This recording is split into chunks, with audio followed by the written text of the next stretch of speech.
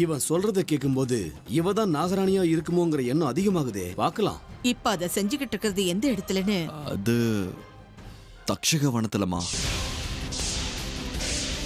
நாகமணி விஷயத்துல வெற்றி கிடைக்கும் கூடவே ஒரு ஏமாற்றவும் காத்திருக்கு மகளே. இல்ல, எனக்கு துளசி டீ வேண்டாம். அட, அப்படி சொன்னா எப்படி? இந்த கிளைமேட்டுக்கு அதை குடிச்சா ரொம்ப பிரமாதமா இருக்கும். நீங்க அதை குடிச்சே ஆகணும். அத்தோ வேண்டான்னு சொல்றேன்ல. இங்க துளசி டீ ரொம்பவே ஃபேமஸ் அமர்த்தா. வேற ஊர்ல இருந்தெல்லாம் ஜனங்க வந்து இங்க குடிச்சிட்டு போறாங்க. நீங்க இன்னைக்கு வேண்டான்னு சொல்லவே முடியாது. அத்தா வேண்டான்னு சொல்றேன்ல, ஏன் என்ன வற்புறுத்துறீங்க? நீங்க இப்படி எல்லாம் பண்ணீங்க, இந்த இடத்தை விட்டு நான் எஞ்சி போயிடுவேன். ச்சே, நீங்களே குடிச்சுக்கோங்க.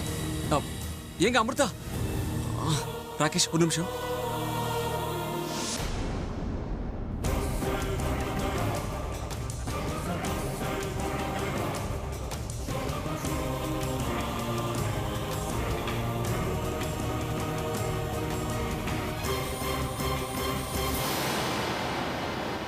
ஏங்க அமிர்தா, ஏங்க நில்லுங்க. உங்களுக்கு துளசி ஒத்துக்காதுன்னு ராகேஷ்க்கு எப்படிங்க தெரியும்? அதெல்லாம் எனக்கு தெரியாது. நான் எங்கேயும் வரமாட்டேன், இங்கே இருக்கேன். சரி விடுங்க. ராகேஷ் கிட்ட ஏதாவது சொல்லி நான் மேனேஜ் பண்ணிக்கிறேன். நீங்க இப்படி கோச்சுக்காதீங்க. உங்களுக்கு என்ன வேணும் சொல்லுங்க, நான் அதை ஆர்டர் பண்றேன். முதல்ல போக வேண்டிய இடத்துக்கு நம்ம சீக்கிரம் கிளம்பலாம். ஏதோ சாமி ஊர்வலம் மாதிரி அங்கங்க நிறுத்தினா நாம எப்ப போய் சேர்றதா? எனக்கு புரிஞ்சு போச்சுங்க. ஐயோ, நான் அந்த இடத்துல சொல்லலைங்க. நான் அது பேசாதீங்க. சீக்கிரமா கிளம்புற வழிய பாருங்க. இருட்டுறதுக்கு முன்னாடி நாம அங்க போய் சேர்ந்தாகணும். Okay madam.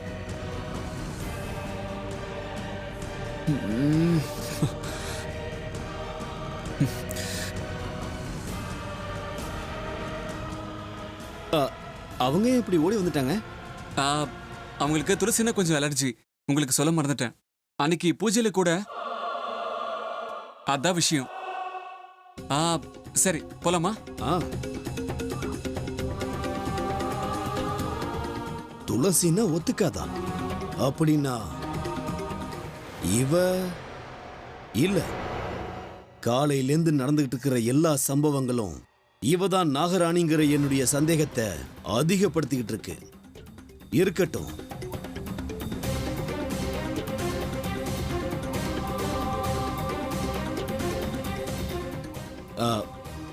மன்னிச்சிருங்க அமிர்தா, உங்களுக்கு துளசி ஒத்துக்காதாமே. அர்ஜுன் இப்பதான் சொன்னான். ஒவ்வொருத்தருக்கும் ஒண்ணு ஒத்துக்காது. மனுஷங்கனால இதெல்லாம் சகஜம் தானே. சாரி, கிளம்பலாமா?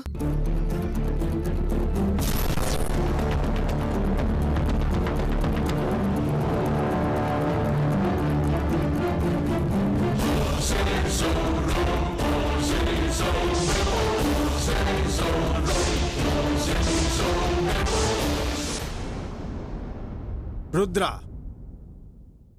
விஷ்ணு, உங்க 2 பேர்கிட்டயும் நான் முக்கியமான ஒரு கேள்வியை கேட்டாகணும். அதுக்கு சரியான உண்மையான பதில நீங்க சொல்லுவீங்கன்னு நான் மனசார முழுமையா நம்புறேன். கேளுங்க பாபா, இது வரைக்கும் நாங்க உங்ககிட்ட எதையுமே மறைச்சதில்ல. அதை கேட்கறதுக்காக தான் நான் இங்க வந்திருக்கேன் ருத்ரா. நான் இப்போ உங்ககிட்ட கேட்க போற கேள்வி என்னன்னா, நாகமணியை பத்தி கேட்க போறேன்.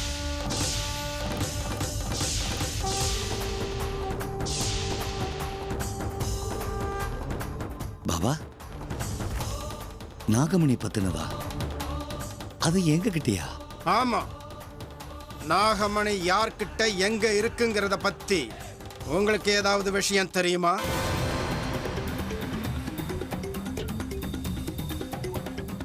என்ன பாபா இப்படி ஒரு கேள்வியை கேக்குறீங்க? அது எங்க இருக்குன்னு தேடி கண்டுபிடிக்கிறதுக்காக தானே நான் உங்க பின்னாடியே வந்துட்டு இருக்கேன். வீண் பேச்சு வேண்டாம் ருத்ரா. உங்களுக்கு தெரியுமா தெரியாதா அதை மட்டும் சொல்லுங்க. எனக்கு உண்மை தெரிஞ்சே ஆகணும். இனிமே பல விசித்திரங்கள் நடக்க ஆரம்பிக்க போகுது. யூகிக்க முடியாத அளவுக்கு சம்பவங்கள் நடக்க போகுது. உண்மை என்னன்னு தெரிஞ்சதுன்னா உங்க 2 பேரையும் ஆபத்திலிருந்து காப்பாற்ற முடியும்.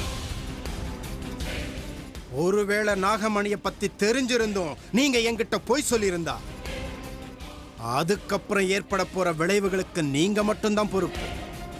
அதனால இப்பவே நான் உங்களை எச்சரிக்கிறேன்.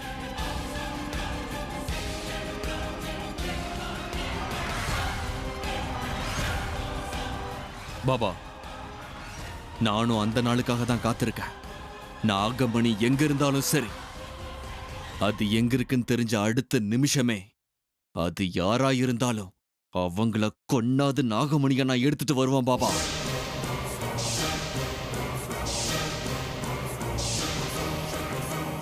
பாராட்டுறேன் ருத்ரா. அது யாரா இருந்தாலும் நீ அந்த காரியத்தை செய்வியா? நிச்சயமா பாபா, சந்தேகமே வேண்டாம். நாகமணிக்கு முன்னாடி எனக்கு எந்த உறவுகளும் பெருசே கிடையாது பாபா. உன்னோட பதில் என்ன விஷ்ணு? உனக்கு கூட நாகமணியை பத்தி தெரியாதா? எந்த காரணம் கொண்டும் நாகமணி என்கிட்ட இருக்குங்கிற விஷயத்த யார்கிட்டயும் நான் சொல்லக்கூடாது. என்ன யோசனை விஷ்ணு? நாகமணியை பத்தி உனக்கு என்ன தெரியுமோ அதை என்கிட்ட சொல்லு. சத்தியமா சொல்றேன் பாபா, நாகமணியை பத்தி எனக்கு எதுவும் தெரியாது.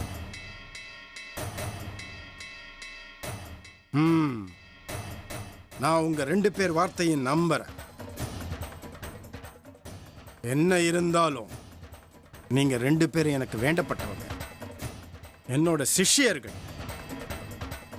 நாகமணியை பத்தி கலந்து பேசணும்னு தோணுச்சு, அதனால தான் வந்தேன். அடுத்ததா என்ன செய்யணும்னு நான் பார்த்துக்கிறேன். ஜெய் மகாகாளி!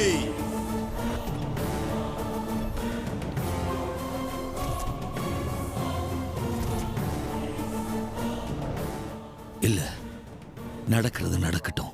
நாகமணி என்கிட்ட இருக்கிற விஷயம் வெளியே தெரியக்கூடாது. தெரிஞ்சா பெரிய பிரச்சனை ஆயிடும்.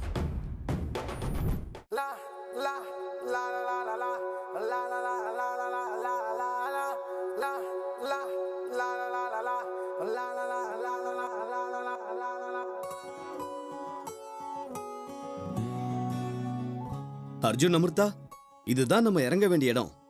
வாங்க. எவ்வளவு சீக்கிரம் முடியுமோ அவ்வளோ சீக்கிரம் இவன் போக வேண்டிய இடத்துக்கு நான் அனுப்பியே ஆகணும். அது வரைக்கும் என்னால நிம்மதியா இருக்க முடியாது. என்னங்க யோசிக்கிறீங்க? இறங்குங்க. காலையே உட்கார போறீங்க. ரெசெட் வந்தாச்சு.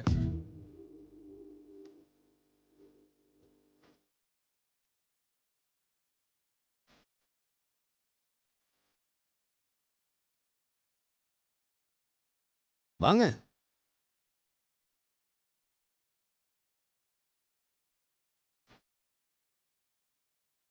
Good evening. அர்ஜுன் அமிர்தான்றது நீங்க தானே? ஆமா சார். மிஸ்டர் விஷ்ணுவும் மிஸ்டர் ருத்ராவும் போன்ல எல்லா இன்ஸ்ட்ரக்ஷனும் கொடுத்துட்டாங்க. எல்லா அரேஞ்ச்மெண்ட்ஸும் பண்ணி முடிச்சிட்டோம். நீங்க உங்க ரூம்ல போய் ரெஸ்ட் எடுத்துக்கலாம். ரூம்க்கு நான் காஃபி அனுப்புறேன். இங்க சுத்தி பார்க்க நிறைய இடம் இருக்கு. நிதானமா எல்லா இடத்தையும் சுத்தி பார்த்துட்டு வரலாம். அப்புறம் நீங்க இங்க ரெஸ்ட் எடுத்துக்கலாம்.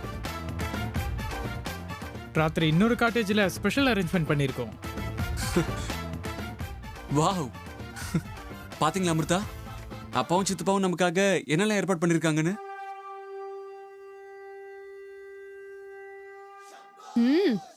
அவங்களோட எண்ணங்களை பத்தி எனக்கு நல்லாவே தெரியும். என்ன? உங்களுக்கு எப்படி தெரியும்? இல்ல, நமக்காக இவ்ளோ ஏற்பாடுகள் பண்ணிருக்காங்களே, அவங்களோட நல்ல மனசை பத்தி எனக்கு தெரியும்னு சொல்ல வந்தேன். ஓ, அப்படி வரீங்களா? பரவாயில்லையே.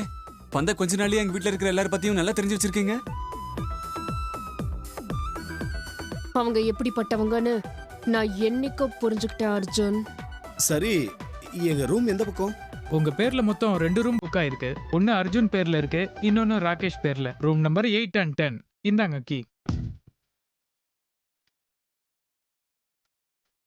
லக்கேஜ் நான் ரூம்க்கு அனுப்பி வைக்கிறேன். ஏ மகேஷ். ராகேஷ் வாங்க. இல்ல, நீங்க 2 பேரும் போங்க. நான் கார்ல ஒரு பேக்கை மறந்துட்டேன், எடுத்துட்டு வந்துடுறேன். நீங்க போங்க. ஓகே.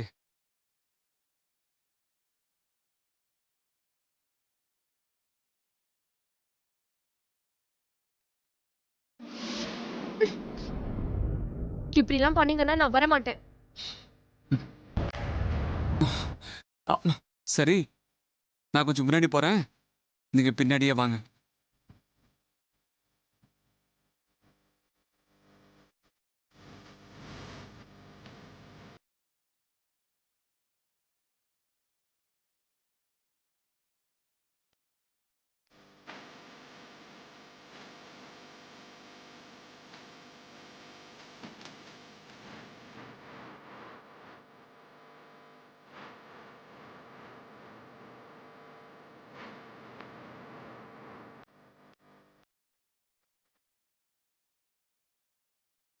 நீங்க போங்க, நான் வரேன்.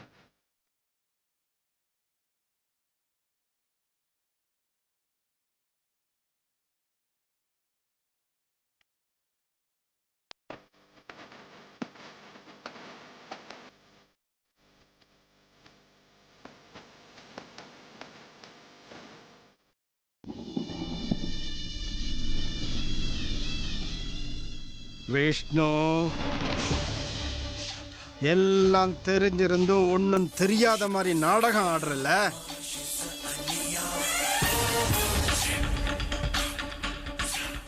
இந்த பைரவ முன்னாடி உன் நாடகம் செல்லுபடியாகாது விஷ்ணு. நாகமணிய உங்ககிட்ட இருந்து நான் பறிக்கிறதுக்கு முன்னாடி முதல்ல உன்னோட கவனத்தை திசை திருப்பணும். என்னோட தந்திரங்களால உன்னோட கவனம் எப்படி திசை திரும்புதுன்னு பாரு. இந்த நிமிஷத்திலிருந்து என் வெற்றி ஆரம்பம், உனக்கு முடிவு ஆரம்பம். ஜெய் மகாகாளி.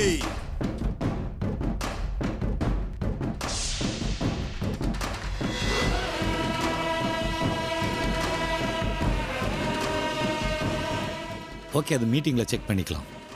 ம், ஓகே ஓகே, பாய்.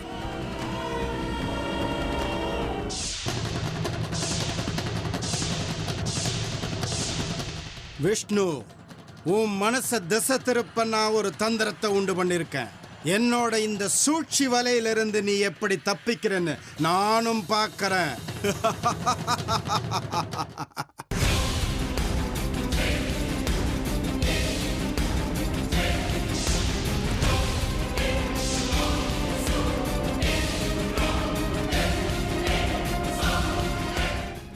என்னது இது?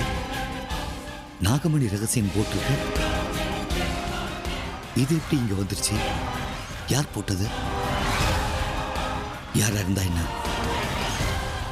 இந்த புஸ்தகம் இந்த வீட்டில் யார் கண்ணிலையும் படக்கூடாது.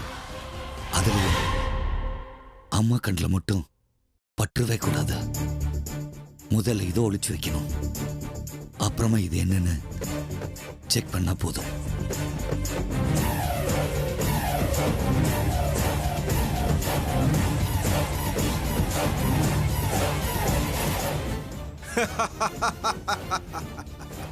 மொத்தத்துல நான் விரிச்ச வலையில வந்து விழுந்துட்டியா விஷ்ணு? வெற்றி என் பக்கம், வெற்றி என் பக்கம். ஜெய் மகாகாளி. நாகமணிய உங்ககிட்ட இருந்து பறிக்கிற யுத்த தந்திரம் இது விஷ்ணு. இனிமே வெற்றின்னு ஒண்ணு இருந்ததுன்னா அது இந்த பைரவனுக்கு மட்டும்தான். ஜெய் மகாகாளி. வாவ், பாத்தீங்களா அமிர்தா? அப்பாவும் சித்தப்பாவும் நமக்காக எத்தனை ஏற்பாடுகள் பண்ணிருக்காங்கன்னு. பரவாயில்ல, அழகான இடத்துல தான் நீ சாக போற. எவ்வளவு அழகா இருக்கு பாருங்க. இதெல்லாம் அரேஞ்ச் பண்ணவங்களுக்கு நல்ல டேஸ்ட் இருக்கணும். பாருங்க, பிங்க் கலரை எவ்வளவு அழகா யூஸ் பண்ணிருக்காங்கன்னு. எல்லா இடத்துலயும் ரெட் ரோஸ். இந்த ரெட் ரோஸ காதல் சின்னம்னு சொல்லும். என்ன வேணா சொல்லுங்க அமிர்தா, என்ன பொறுத்த வரைக்கும் நீங்க ஒரு ரோஜா பூ தான். இந்த ரோஜா பூ முன்னாடி எந்த ரோஜா பூவா இருந்தாலும் வேஸ்ட் தான், விடுங்க. சிகப்பு ரோஜாக்கு முள் இருக்கும்னு மறந்துடாத. உன்னை பொறுத்த வரைக்கும் நான் அந்த ரோஜா கிடையாது, அதுல இருக்கிற முள்ளுடா.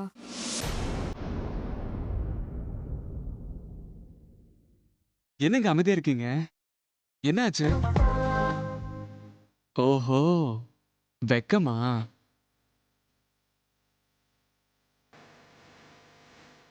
என்ன தோணுது? என்ன தோணணும்? எனக்கு எதுவும் தோணல. போக போக தோணும், விடுங்க.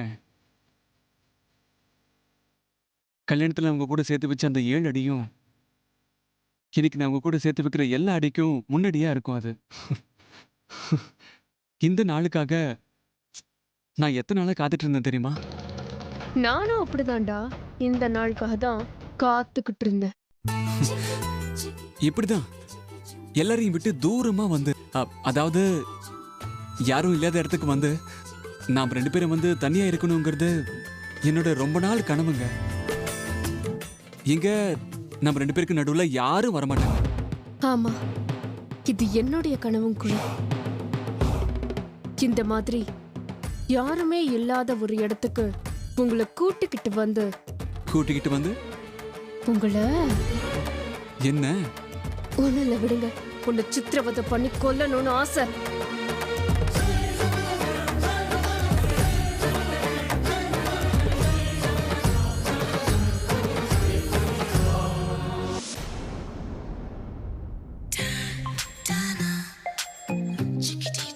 கைய விடுங்க, நான் போகணும். எங்கெங்க போகணும்? இன்னைக்கு அமாவாசை.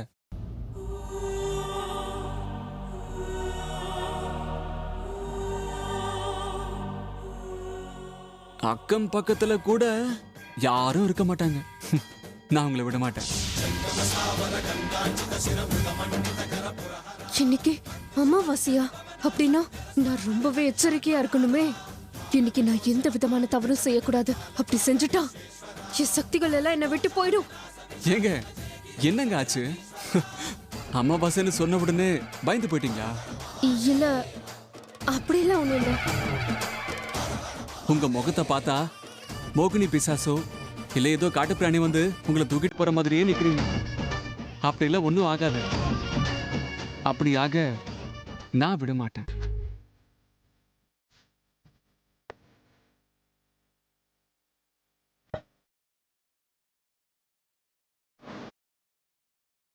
எங்க அமிர்தா, நீங்க தாங்க என் உயிர்.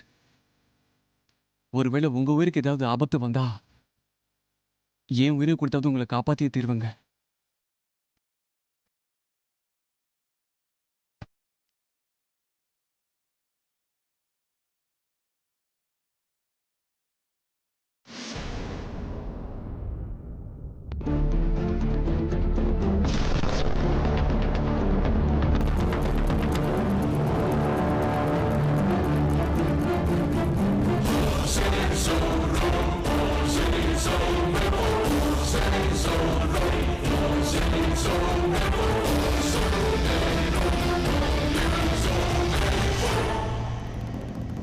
இன்னைக்கு அமாவாசை அப்படின்னா நான் நாக உருவத்துக்கு மாறியே ஆகணும்.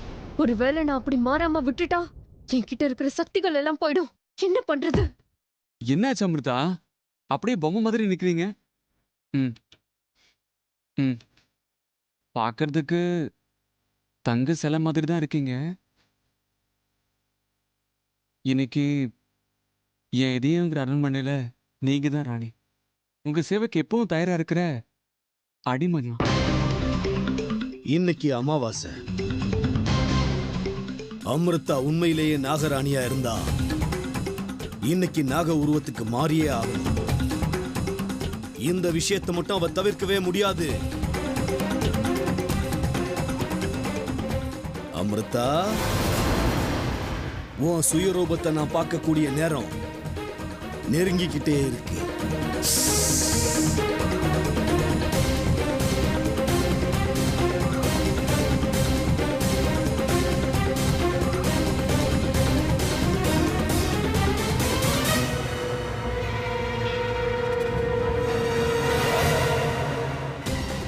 நான் இன்னைக்கு அந்த உண்மையை கண்டுபிடிக்காம விடவே மாட்டேன். உங்க அப்பா அம்மா கிட்ட உங்களை நல்லபடியா பாத்துக்குவேன்னு ப்ராமிஸ் பண்ணிருக்கேன். கண்டிப்பா நான் அப்படிதான் பார்த்துப்பேன். உங்களுக்கு இதெல்லாம் கொஞ்சம் ஓவரா தெரியல? அப்படியே வச்சுக்கோங்களேன். இது பாருங்க, இந்த காதல் விஷயத்துல மட்டும் எதுவுமே அதிகம் இல்லை. உங்களுக்கு சேவை பண்ணக்கூடிய பாக்கியத்தை எனக்கு கொடுங்க.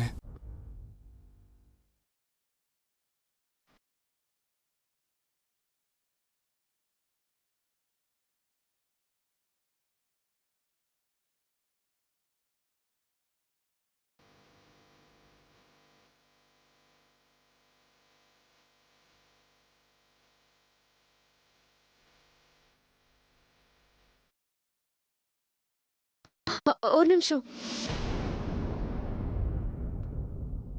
என்னங்க பிரச்சனை உங்களுக்கு?